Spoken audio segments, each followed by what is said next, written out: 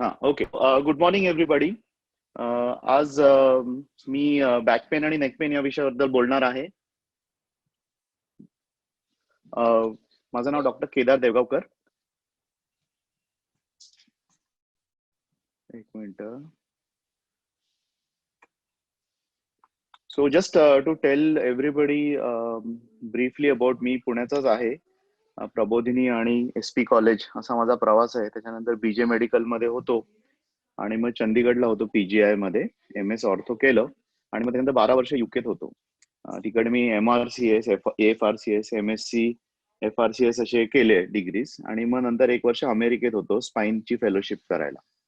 आणि मग नंतर 2 वर्ष UKत कन्सल्टंट होतो नॉटिंगहॅमला आणि मग इंडियाला 5 वर्ष PD हिंदुजामध्ये कन्सल्टंट होतो. तर रिसेंटली पुण्याला आहे आणि भारती आणि दीनानाथ मंगेशकरला आहे मी. तर मी फक्त स्पाईन सर्जरी करतो गेले 13 वर्ष. आणि आज आपण कॉमन स्पायनल इश्यूज बद्दल बोलणार आहोत. तर स्पाईनचं एक विशिष्ट अनॅटॉमी असते की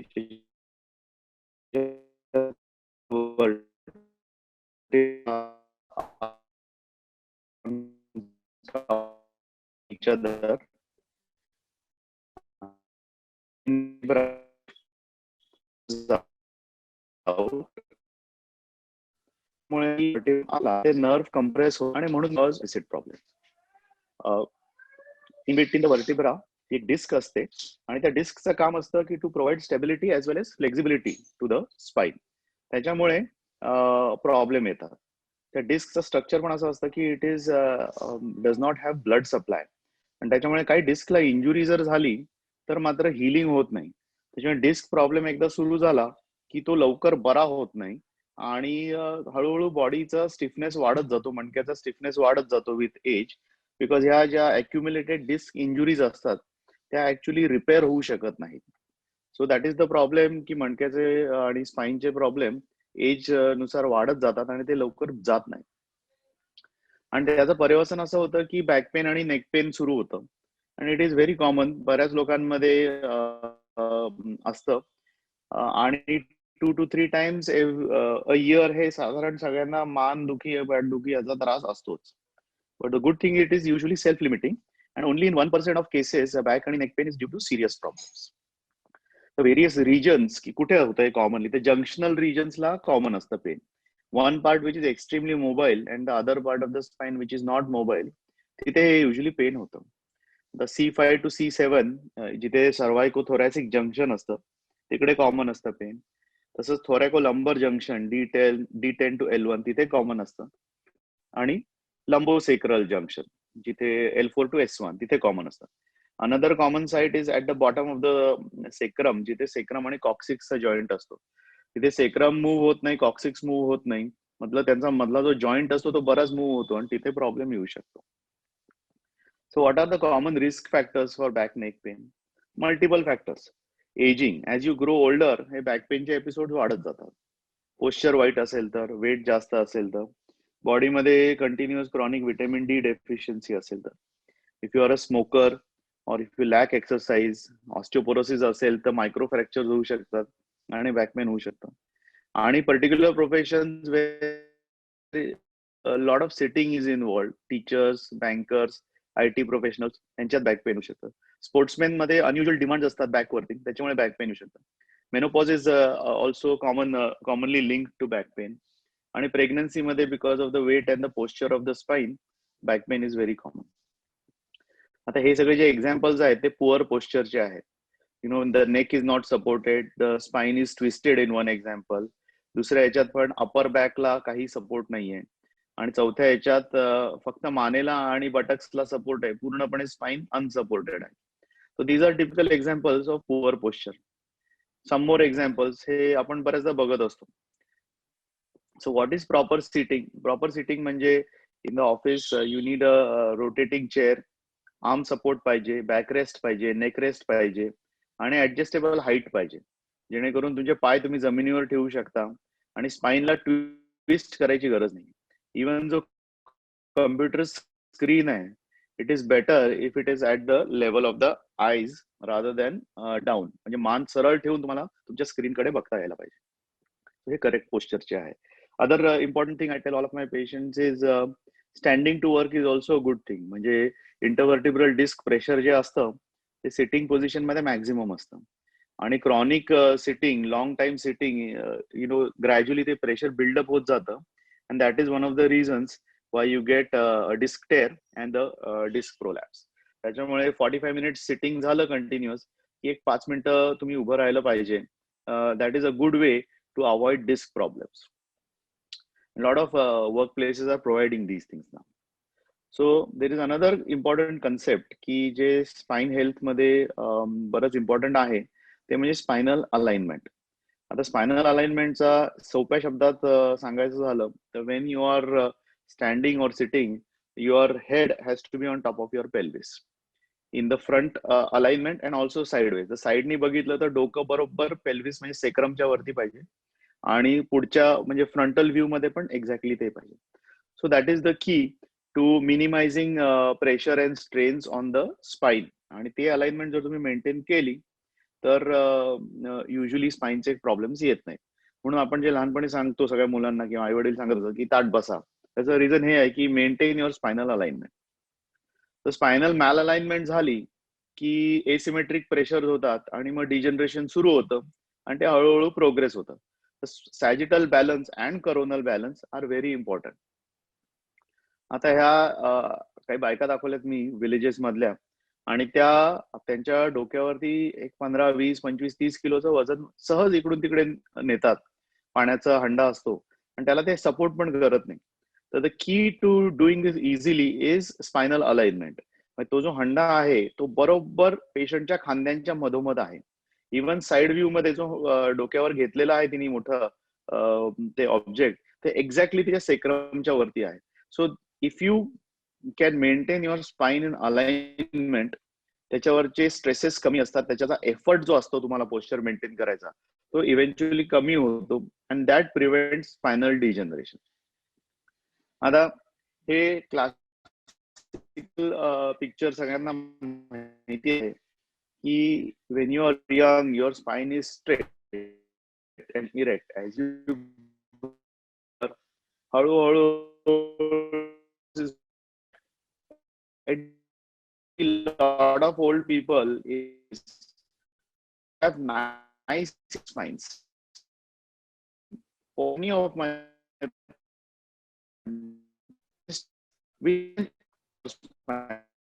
this is possible. असे ताट असतो आणि त्याचं कारण असतात ओव्हर द इयर्स जे स्पायनल मसल स्ट्रॉंग असतात आणि त्याच्यामुळे at the end of 70-80 they don't become like that, they stay like this. So this is not necessarily true for everybody and the whole aim of prevention of spine problems is to prevent person going to the right side of the diagram. सो हा spinal imbalance झालेला आहे या पेशंटला. AP view मध्ये जर तुम्ही बघितलं तर the spine is shifted to the left side. Lateral view जर तुम्ही बघितला the spine is shifted forward. So this is what I classically mean by spinal imbalance and this is actually जर तुम्ही नीट बघितलं तर it is epidemic problem now because of multiple issues, ageing, osteoporosis. Spinal imbalance होतो आणि त्याच्यामुळे बरेचसे degenerative problems वाढतात. So when I see patients with back pain or neck pain or any spinal problem, so usually माझा पहिला issue असतो की to find out whether the problem is serious or not. Once that is done, then I can decide what line of treatment. तर कुठलाही back pain associated fever, weight loss, pain from the back radiating to the legs, pain associated with weakness or numbness in the legs, rest करूनही pain control होत नाहीये, pain killers देऊनही control होत नाहीये आणि pain at night also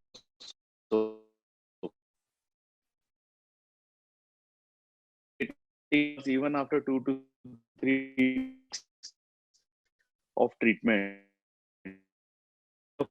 for fracture cancer असेल, it could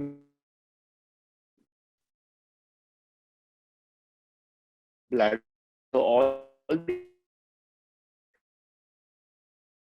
investigation then it becomes the non-serious 100%. I can do a masterly neglect किंवा wait and watch policy किंवा symptomatic treatment policy. So usually what methods are needed to rule out the dangerous causes. आपण blood test करू शकतो. Usually I get CBC, ESR, CRP, D आणि B12 levels. Imaging करू शकतो. Imaging can involve x rays, MRI, CT or DEXA. आणि usually once this all is done, then I come up to a treatment plan which usually involves initially analgesics, vitamin D किंवा B supplements, calcium supplements. आणि त्यांनी जर झालं नाही तर you can go for spinal injections. Rest एकदा pain कमी झालं विथ द ट्रीटमेंट की exercise and physiotherapy can be started after that to prevent the second attack of back pain. आणि व्हेरी रेअरली सगळं करून झालं, things are not settling, or if there is a dangerous issue, then surgery is sometimes needed. Spine care is always a team approach. There is no only surgeon cannot do holistic spine care. You need yoga people, you need physiotherapists, you need dietitians, you need pain management, weight issue asel, obesity, diabetes, thyroid asel, endocrine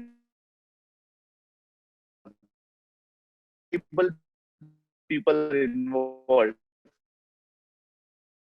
in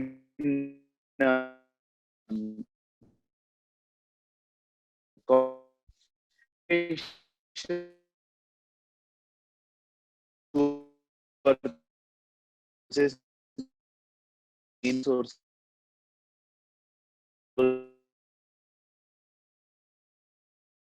like irritation, pregalin is also associated and contributing factor to back. The various आणि zoledronic acid prefer करतो a year dose.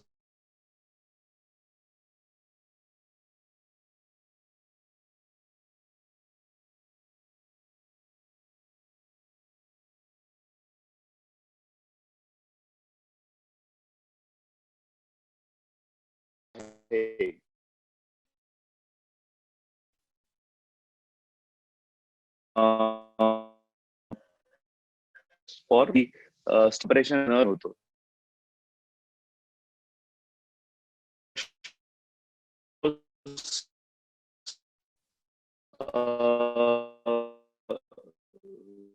Medical patient for usually hello Sir, can't hear you. There's some technical problem.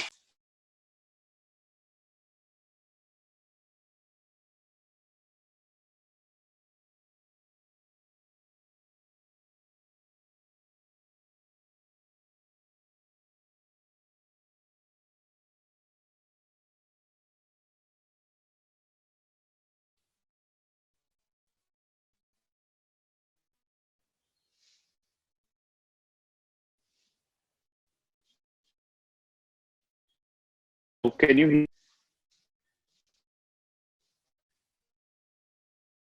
Can I continue? Sir ऐकायला येत नाही कोणाला. Break होते sir आवाज मध्येच.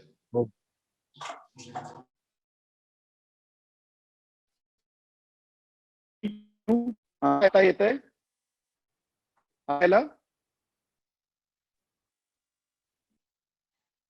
Hello, आता येतंय ऐकायला? सर ओके, आता येतंय ना? येतंय. ओके. सो बेसिकली मागच्या स्लाइड मध्ये मी हे दाखवलं होतं की काय काय लागू शकतं बॅक पेन मॅनेजमेंट मध्ये. विटॅमिन डी आहे, B12 आहे, पेन किलर्स आहेत. थोडासा लॅग आहे त्याच्यात. हा, विटॅमिन डी. आता people can see the slide and hear me. Sir slides are visible but your voice is breaking. आता मी चेंज केलंय कनेक्शन इंटरनेटचं. Can you hear me better ना? हा येस ओके. Yes sir. तर विटॅमिन डी चे animal sources आहेत, B12 animal sources आहेत, पेन किलर्स आहेत. त्याच्यानंतर गॅबापेंटिन, लिरिक आणि प्रिगॅलिनच्या नर्व्ह पेन, रॅडिक्युलर पेन साठी ज्या लागतात त्या गोळ्या आहेत. ऑस्टिओपोरोसिस मॅनेजमेंटला बिस्फॉस्फोनेट हे मॉलिक्यूल आहे. मी झोलेड्रॉनिक ऍसिड प्रिफर करतो असं सांगितलं because it's a once a year thing. आणि फोर्टिओ सारखे न्यूअर मॉलिक्युल्स आहेत, डेनोसिमॅब सारखे, की जे पण ऑस्टिओपोरोसिस मॅनेजमेंट मध्ये इम्पॉर्टंट असतात. आणि short course of low dose steroid is also important. कारण काय नर्व कम्प्रेशनमुळे नर्व इडिमा जो असतो तो कमी होतो त्या याने बेसिकली फॉर प्रेडनिसोलोन किंवा स्टिरॉइडनी. Then we go on to DEXA scan. A lot of these patients have osteoporosis आणि as you know डेक्सानी टी स्कोर मिळतो आणि त्याच्यात जर -2.5 च्या खाली असेल तर नक्की ऑस्टिओपोरोसिस असं प्रूव्हन असतं आणि त्याला आपण ट्रीटमेंट द्यायला लागते to prevent the second fracture, to prevent the fall and to prevent progressive spinal deformity. कारण की ऑस्टिओपोरोसिसने हळूहळू मायक्रो फ्रॅक्चर्स होऊन ते डिफॉर्मिटी होते. आणि ऑब्व्हियसली आय टेल देम की फक्त ह्या गोळ्यांचा डिसीज नाहीये, it is a disease where you need to do exercises, you need to do special exercise to prevent falls, good nutrition, calcium, vitamin, असे मल्टिपल फॅक्टर्स त्याच्यात असतात. आता हे डेली रिक्वायरमेंट ऑफ कॅल्शियम याच्यात काही डिटेलमध्ये आपण जायला नको. हे व्हिटॅमिन डी चं बेसिकली मेटाबॉलिझम जे आहे त्याचं थोडक्यात डायग्रामॅटिक पिक्चर आहे. तर व्हिटॅमिन डी आपल्या बॉडीमध्ये स्किन मध्ये बनतं आणि ते लिव्हरमध्ये ऍक्टिव्हेट होतं, किडनीमध्ये फर्दर ऍक्टिव्हेट होतं आणि eventually then it acts on the intestine and the bones. Intestines मध्ये जाऊन vitamin D promotes calcium absorption from the food. आणि बेसिकली जर बॉडीमध्ये कॅल्शियम ब्लडमध्ये कमी झालं तर पॅराथायरॉइड हॉर्मोन ऍक्ट करतं आणि that tries to stabilize the calcium level in the body and त्याच्यासाठी ते बोन मधनं काढून घेतं basically vitamin D. So bone मधनं कॅल्शियम काढून घेतं. सो बेसिकली व्हिटॅमिन डी जर तुमच्या बॉडीमध्ये कमी झालं तर पॅराथायरॉइड ओव्हर ऍक्टिव्ह होतं आणि त्याच्यामुळे ऑस्टिओपोरोसिस होतं. हे थोडक्यात कसं काय vitamin D leads to osteoporosis सांगायचं झालं तर. The treatment for osteoporosis, multiple drugs are there. I prefer zoledronic acid, but the newer drugs denosumab आणि teriparatide पण आजकाल बऱ्यापैकी कॉमन आहे. कॅल्सिटोनिन पण आपण बऱ्यापैकी वापरतो in the form of a spray आणि calcitonin is commonly also use for pain management in osteoporotic fractures. Spinal injection are an important part of our spine treatment आणि बेसिकली ओरली जे आपण स्टिरॉइड्स देऊ शकतो ते go all over the body, थोडा part आपल्या spine मध्ये पोहोचतो. पण इंजेक्शनचा everything can be all the dose of the steroid can be directly put at the point wear the problem is. त्याच्यावर it is a very effective way आणि it is low cost, cheap, local anaesthesia आणि ऍडमिशनची गरज नसते. फक्त एक SIAM आणि OT लागतं. तर it is a very effective way of managing back problem. The other next part we come to is exercises. तर एक्सरसाइजेसचा फंडा काय आहे की तुमचा मणक्याचा रोल काय असतो. सर्वायकल स्पाइनचा role is to support the head आणि लंबर स्पाइनचा role is to support the torso.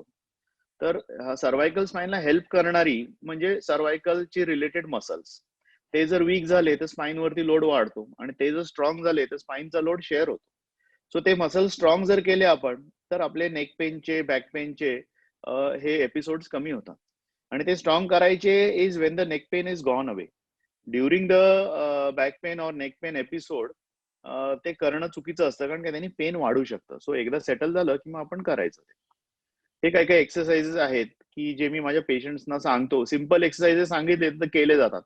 तर भली मोठी लिस्ट मी युजली देत नाही 15-20 एक्सरसाइजेसची. एक 3-4 एक्सरसाइजेस सांगतो आणि तुम्हाला जितकं विदाउट पेन करता येईल तेवढं करायचं असं सांगतो. जर फिट असेल पेशंट आणि मेजर काही प्रॉब्लेम नसेल तर surya namaskar is also a good exercise which we can do for the spine. Old age मध्ये इव्हन सिम्पल एक्सरसाइजेस करणं लोकांना डिफिकल्ट जातं आणि जर ऍक्सेस टू स्विमिंग पूल असेल तर simple exercise in the swimming pool पोहायची गरज नसते. पण अगदी छातीपर्यंत पाणी असेल तर त्याच्यात पण तुम्हाला व्यायाम करता येतो कारण काय पाण्याचे बॉयन्सीनी तुमचं वेट कमी होतं आणि एक्सरसाइज करणं जरा इझी जातं. मानेचे असेच व्यायाम आहेत ते पण मी पेशंटना सांगतो, स्ट्रेचिंग आणि स्ट्रेंथनिंग एक्सरसाइजेस. आजकालच्या नवीन जे लिटरेचर आहे, रिसर्च झालेलं आहे त्याच्यात ट्रॅक्शन किंवा अल्ट्रासाऊंड किंवा टेन्सचा विशेष काही लॉंग टर्म बेनिफिट होत नाही. त्याच्यामुळे ते युजली मी प्रिस्क्राईब करत नाही. सो मॅनेजमेंट मध्ये rule out serious things and then treat the back pain. पण the serious things are there so you cannot ignore them. Common serious things are tuberculosis, spine infection, cancer, fracture किंवा nerve compression, spinal cord compression. Red flags आपण आधीच बघितलेले आहेत त्याच्यामुळे त्याच्यावर जास्त वेळ घालवण्यात काही आता पॉइंट नाहीये. आता थोडेसे काही केसेस मी तुम्हाला दाखवतो. आता हा जो MRI आहे त्याचा एका पेशंटचा MRI आहे की ज्याला सिव्हिअर बॅक पेन आहे अँड एक जे एका साईडचा व्ह्यू आहे ते सॅजिटल व्ह्यू आहे आणि जे दोन आहेत ते ऍक्झियल व्ह्यूज आहेत. आणि हा T2-वेटेड सॅजिटल MRI आहे. तर त्याच्यात नॉर्मल जी डिस्क असते ती अशी व्हाईटिश दिसायला पाहिजे आणि आजूबाजूला ब्लॅक लाईन असायला पाहिजे. पण the first sign of degeneration of the spine is this black disc. हे तुम्हाला इथे दिसते L4 L5 मधली. तर ती ब्लॅक डिस्क झाली की फर्स्ट साइन ऑफ डिजनरेशन असतं. तर मधलं जे छान प्रोटिओग्लायकॅन असतं ते फाटून बाहेर गेलेलं आहे आणि त्याच्यामुळे ते पेन सुरू होतं. कारण आतलं केमिकल बाहेर आलं की ते केमिकल इरिटेशन करतं नर्व फायबर्सचं, and that is the cause of pain. This is the commonest cause of back pain. आणि द गुड न्यूज इज हे युजली 2-3 आठवड्यात सेटल होतं रेस्टनी आणि गोळ्यांनी. नेक्स्ट स्टेप इज जर जास्त डिस्क बाहेर आली तर ती नर्व कंप्रेस होऊ शकते. खाली तुम्ही बघितलं एका साईडला ती गादी बाहेर आलेली उजवीकडे आणि राईट साईडची नर्व कंप्रेस झाली. आणि ती नर्व कंप्रेस झाली की सायटिका पेन होतं आणि जी नर्व कंप्रेस झाली त्याच्या डिस्ट्रीब्युशन मध्ये पेन. अगेन जर न्यूरो डेफिसिट नसेल तर this usually settles with conservative management in the form of rest, medicines, कधी कधी इंजेक्शन लागू शकतं आणि रेअरली सर्जरी पण लागू शकतं. So this is a patient of mind ज्याचं उजवी एका साईडचे जे 2 MRI आहेत या साईडचे to the left of my screen, left of your screen, हे प्री ऑफ MRI आहे. इथे तुम्ही ते हे बघू शकता, डिस्क आलेली आहे बाहेर आणि it is compressing the nerve. आणि then this is a post of MRI. We have done a small laminotomy. ती डिस्क जो फ्रॅगमेंट आहे तो काढलेला आहे आणि ही नर्व इथे कम्प्लिटली फ्री झालेली आहे. So this is what we do in micro discectomy. The third common treatment for patients commonly in OPD is coccydynia pain.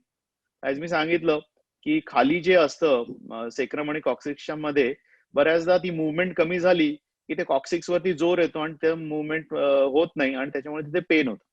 And lot of two wheeler जे चालवतात त्यांना प्रॉब्लेम येऊ शकतो. Again for this also conservative management, steroids किंवा एखादं injection घेऊन ते होऊ शकतं.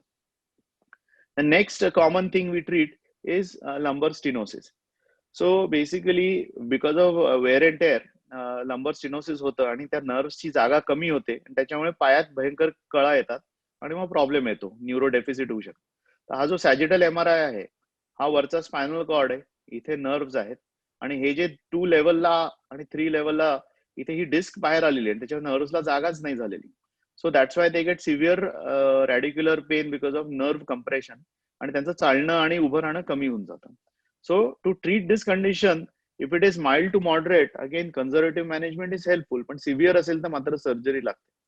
तर गेल्या 100 वर्षात 4 ऑपरेशन्स खूप एक्सलंट व्हॅल्यू फॉर मनी देऊन गेली मॅनकाइंडला. तर त्यातलं हे एक ऑपरेशन आहे. मी तुम्हाला सांगतो ती कुठली ऑपरेशन्स आहेत which are excellent value for money. One thing is cataract surgery. Cataract जेव्हा सर्जरी सुरू झाली तेव्हा ब्लाइंड पीपल कुड start seeing and that was a cheap surgery, so excellent value for money. Second surgery which was excellent value for money is bypass. Bypass नव्हती तेव्हा patient with ischemic heart disease use to die in a few years. Bypass सुरू झाल्यानंतर 20-30 वर्ष त्यांचं आयुष्य वाढलं. तिसरं operation जे होतं that was knee replacement surgery and that also change the quality of life tremendously for elderly people. कारण काय जो माणूस गुडघे खराब झाल्यामुळे घरात बसून राहायचा तो बाहेर जाऊ लागला. They got new life for 20 years. आणि लंबर स्टिनोसिस जे आहे त्याच्यामुळे अगेन तुमची मोबिलिटी कमी होते, चालणं कमी होतं. त्याचं डिकम्प्रेशन जर तुम्ही व्यवस्थित केलं तर again that is an excellent quality of life surgery. So that cases we do quite frequently. Osteoporotic fractures पण आजकाल कॉमन आहेत because osteoporosis is common, people are living longer. तर त्यांना पण आम्ही युजली कन्झर्वेटिव्ह मॅनेज करतो आणि very rarely vertebroplasty cement injection under local anaesthesia लागू शकतं, देऊ शकतो. Then come to hardcore spinal surgery. आणि स्पॉन्डायलोलिस्थेसिस ही कॉमन कंडिशन आहे. मणक्यातली गॅप असे बरेच जण म्हणतात. सो मणक्यातली गॅप म्हणजे ही मणक्याचा पुढचा भाग आणि मागचा भाग कनेक्ट करणारा जो ब्रिज असतो तो जर फ्रॉम टीनेज इयर्स जो ब्रेक झाला असेल like here, then the upper vertebra slips forward. L4 पुढे स्लिप झाला की L4 च्या खालची जी नर्व असते ती स्क्वीज होते आणि त्याच्यामुळे ते रॅडिक्युलर लेग पेन होतं, न्यूरो डेफिसिट होतं. मग अशा केसेस कन्झर्वेटिव्ह मॅनेजर होत नसतील तर त्यांना सर्जरी लागू शकते. आणि हे पोस्ट ऑफ एक्सरे आहे आणि पोस्ट ऑफ CT स्कॅन आहे की ज्यात आम्ही काय करतो की वरच्या मणक्यात स्क्रू टाकतो, खालच्या मणक्यात स्क्रू टाकतो आणि ते जागेवर आणून त्या नर्व्ह तिथे फ्री करतो. So this is one of the common surgeries which we perform these days and this is also very good result for the patient. TB spine is unfortunately still quite common in India. आणि सगळ्या socio economic ग्रुप्समध्ये TB spine हा commonly दिसतो, not just the poor. तर हा MRI जो आहे त्याच्यात कोरोनल व्ह्यू आहे आणि सॅजिटल व्ह्यू आहे. You can see a big psoas abscess over here on the left side. Right साइडला पण छोटा आहे. आणि in the sagittal plane you can see the bony destruction there. हा त्याच पेशंटचा x-ray. Fortunately lot of TB patients especially in the early stages what you do is biopsy आणि त्याच्यानंतर conservative management helps all these patients unless there is neurodeficit. जर patient न्यूरोडेफिसिटने आला असेल तर then usually surgery is needed. तर आता हे माझे पेशंट आहेत की याच्यात थोरॅसिक टीबी होतं, पेशंट केम विथ पॅराप्लिजिया, आणि अशा केसेसमध्ये you cannot wait for AKT to act because then the nerve compression causes permanent damage. So this was the slide where I have shown की माझे काही पेशंट आहेत की जे लेट प्रेझेंट होतात टीबी स्पाईन मध्ये आणि त्यांना न्यूरोडेफिसिट असतं, तर त्यांना सर्जरी करून करावं लागतं along with the regular TB management like AKT etcetera. So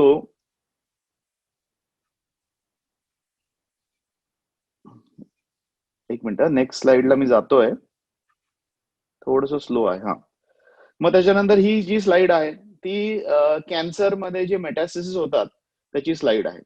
आता nowadays because of ageing population कॅन्सरचं प्रमाण आपलं जास्त आहे आणि they are also living longer because of good chemotherapy, good radiotherapy, good primary management of the cancer. आणि असे जे पेशंट्स लेट प्रेझेंट होतात ते स्पाईन मध्ये मेटास्टेसिस घेऊन प्रेझेंट होतात. If you see that MRI over there, that is a T1 weighted sagittal image आणि त्याच्यात मणक्या काळा झाला की याचा अर्थ त्याच्यात मेटास्टेसिस आहे. So these are multiple metastasis in the bone. ही माझीच एक पेशंट आहे, तिला मेड्युलरी कॅन्सर ऑफ थायरॉइड होता आणि शी प्रेझेंटेड विथ मेटास्टेसिस. तर अशा केसेसमध्ये we don't aim for any heroic surgery. पेशंटचं क्वालिटी ऑफ लाईफ इम्प्रूव्ह करायला pain management is extremely important. आणि the pain is because of the pathological fracture of the vertebral body. आणि त्याच्यासाठी आम्ही under local anaesthesia हे व्हर्टिब्रोप्लास्टी cement त्याच्यात inject करतो आणि त्यांनी इमिजिएट पेन रिलीफ होतो without any major operation. So vertebroplasty has got a big role in management of metastasis. So now next slide is also important, back pain in children. So back pain in children is also very common आणि back pain in children कधी neglect करायची नसते, कारण की children मध्ये usually back pain is due to serious cause. कारण की कुठलाही मुलगा उगाच विनाकारण बॅक पेन म्हणत नाही. आणि there are multiple causes of back pain in children. एक तर स्पॉन्डेलोलायसिस होऊ शकतं, असू शकतं, किंवा काय कायफॉटिक डिफॉर्मिटी असू शकते, इन्फेक्शन, ट्युमर असू शकतो, ट्रॉमा असू शकतो. Patient can have tumours like osteoid, osteoma, osteoblastoma. कधी कधी ankylosing spondylitis also presents with initial back pain in 15-20 year old. So back pain in children should never be neglected. काय नाही रे, बरं होईल असं म्हणणं चुकीचं आहे. एक वेळ तुम्ही 40 year old ला असं म्हणू शकता की वेट अँड वॉच, पण मुलांमध्ये जर बॅक पेन 2-3 दिवस कंप्लेंट करत असतील तर मात्र नक्की इन्व्हेस्टिगेट करणं इम्पॉर्टंट असतं. That is the summary of this slide. See do not neglect back pain in children. जसं बॅक पेन असतं तसंच neck pain is kind of similar thing. Again you treat them by on similar principles आणि the problems are also similar. Back pain after pregnancy is also very common problem because of the posture issues. Vitamin D deficiency असते, कारण की during pregnancy, after pregnancy सगळं vitamin D I बेबीमध्ये जातं. त्याच्यामुळे आईला vitamin D deficiency झाले की back pain सुरू होतं. कोर मसल्स वीक असतात प्रेग्नन्सी नंतर, ब्रेस्ट फिडिंगमुळे व्हिटॅमिन डी जात असतं, बेबीला उचलावं लागतं, त्याच्यामुळे अनयुज्युअल स्ट्रेन असतो. So back pain after pregnancy is also very common आणि त्याला gradually postural exercises, vitamin D आणि कॅल्शियम सप्लिमेंटेशन, कोर स्ट्रेंथनिंग हे अत्यंत महत्वाचं असतं. So that is also one common aspect of our patient group. आणि you should never forget the non spinal causes of back pen. Back pain म्हणजे spinal problem हे चुकीचं आहे. There are numerous retroperitoneal structures which can present with back pain. आता aortic अॅन्युरिझम असेल तरी त्याचं initial back पेनच असतं. पॅनक्रियाटायटिस असेल तर बॅक पेन म्हणून प्रेझेंट करू शकतं. जर पायलोनेफ्रायटिस असेल तर किडनीज रेट्रोपेरिटोनियल त्याचं पण बॅक पेन म्हणून प्रेझेंट होऊ शकतं. हर्पिस झॉस्टर पण असं एक इन्फेक्शन आहे, ते रॅडिक्युलर नर्व्हचं इन्फेक्शन असतं आणि initially it present with only radicular back pain आणि मग नंतर 4-5 दिवसांनी ते वेझिकल्स येतात तेव्हा ते स्पष्ट होतं. त्याच्यामुळे herpes zoster is also common cause of back pain. In female patients pelvic inflammatory disease जर असेल तर त्याचं पण प्रेझेंटेशन बॅक पेन म्हणून असू शकतं. So all these multiple other non spinal causes of back pen also you need to keep in mind so that you can investigate appropriately and not miss the cause of that. So last couple of slides. So how do you म्हणजे हे सगळं ठीक आहे treatment वगैरे प्रिव्हेन्शनचं काय सांगता तुम्ही लोकांना? तर बेसिकली रेग्युलर मॉडरेट एक्सरसाइज हे मी सांगतो लोकांना विथ लो इम्पॅक्ट एक्सरसाइज. जास्त हाय इम्पॅक्ट केला तर प्रॉब्लेम येऊ शकतो. ॲब्डॉमिनल आणि back muscle exercises, maintain a healthy body weight, quit smoking and chewing tobacco, avoid twisting or straining of your body. आणि सगळ्यांना सांगायचं थोडक्यात म्हणजे समजण्यासारखी कॅच लाईन असते, stand smart, sit smart and lift smart. So basically तुम्ही जेव्हा केव्हा तुमचे डेली ऍक्टिव्हिटीज करत असतात ते कंटिन्युअस जाणीव पाहिजे की आपल्या पाठीला you have to protect so that at the age of 70-80 तुम्हाला पोक यायला नको.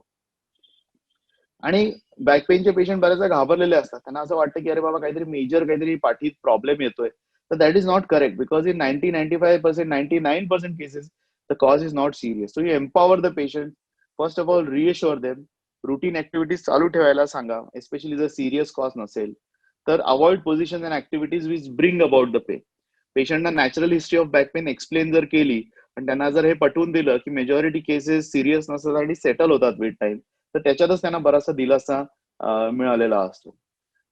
So that is in short how I treat most of my spinal patients, and it is just a bird's eye view of how I think about managing spinal patients.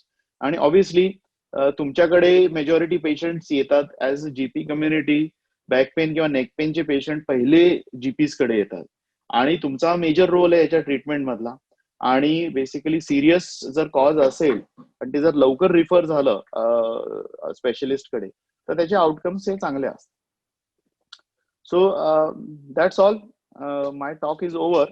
पण आता काही questions वगैरे असतील तर I am happy to answer. Thank you.